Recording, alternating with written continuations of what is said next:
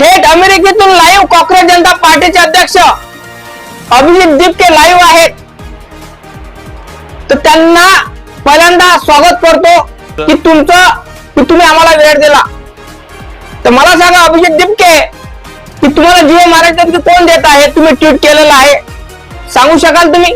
तर मला माहिती नाही, कोणीतरी माझा नंबर लीक केलेला आहे आणि मला आजचे बरेच मेसेज आलेले की तुझं आम्ही पाहून घेऊ आणि तुला काय वाटतं, तू अमेरिकेत असशील तर तू वाचशील का, आम्ही तिथे येऊन मारू आणि तू जरी तिथे असशील तरी तुझे आई वडील तरी इथेच आहे ना, आम्ही पाहून घेऊ. मला सगळे असेच मेसेजेस येऊ लागले मागच्या एका तासापासून. अच्छा, कालपर्यंत असं काही झालं नाही, पण काल नंतर मला माहिती काय झाले, माझा कुठून तरी नंबर लीक झालाय आणि आता मला प्रत्येक मेसेज हा मला असं मारून टाकण्याचा आहे.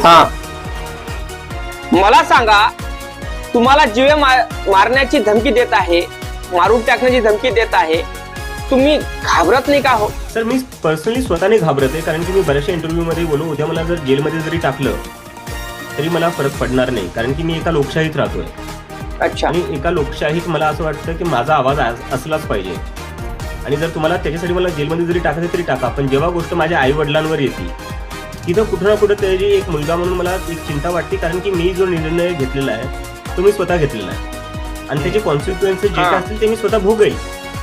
पण माझ्या आई वडिलांनी तो निर्णय घेतला नाही, हे त्यांचं चॉईस नाहीये. ते तर बरोबर आहे, माझी चॉईस आहे ना जे मी करतोय. तर माझ्या आई वडिलांना त्याचा त्रास का हवा, त्यामुळे मला त्याची थोडी आई वडिलांसाठी चिंता. तर मित्रांनो, आपण बघत होतो कॉक्रोच जनतेचे फाउंडर अध्यक्ष थेट अमेरिकेतून होते लाईव्ह, तर त्यांनी आपल्याला वेळात वेळ दिला.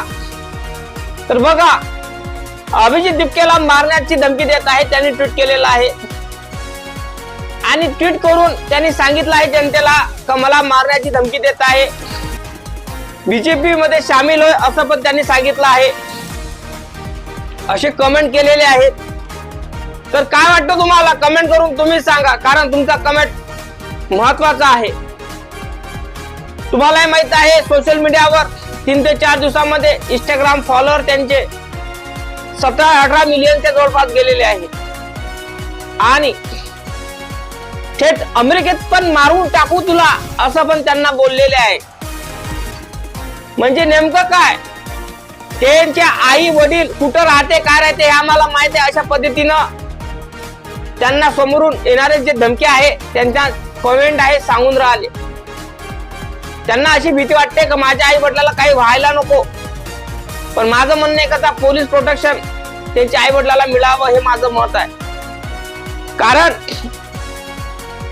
कॉक्रोच जनता पार्टी ही जन्माला आली कशी काय कशी तुम्हाला माहित आहे.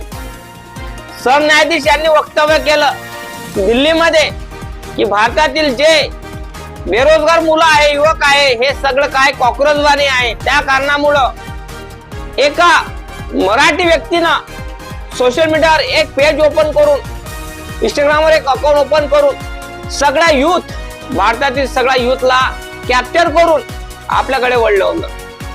मग काय पाहतात, सगळं सगळे धुरळ म्हणजे कॉक्रोच हे सगळं काय झालेले आहे, संघटित झालेले आहे. या मुलांना संघटित केलं तर विचार करा तुम्ही, म्हणजे पूर्ण कॉक्रोच जवळ संघ आले तर काय होणार, गंदगीचा सफाया होणार, बरोबर नाही का? तर मित्रांनो, आपण बघत होतो, तर काय वाटते नक्की कमेंट करून तुम्ही सांगा. आणि अभिजित दिपके यांना जीवे मारण्याची धमकी मिळत आहे, मारून टाकू अशी धमकी मिळत आहे, अमेरिकेत असेल तिथे पण मारून टाकू अशी धमकी मिळत आहे. काय वाटते, धमकी देणारे कोण असणार? बीजेपी आहे का? कोण असेल? नक्की कमेंट करून तुम्ही सांगा. लाईक करा, चॅनलला सबस्क्राईब करा. जय भीम, जय शिवराय, जय जवान, जय किसान, जय संविधान.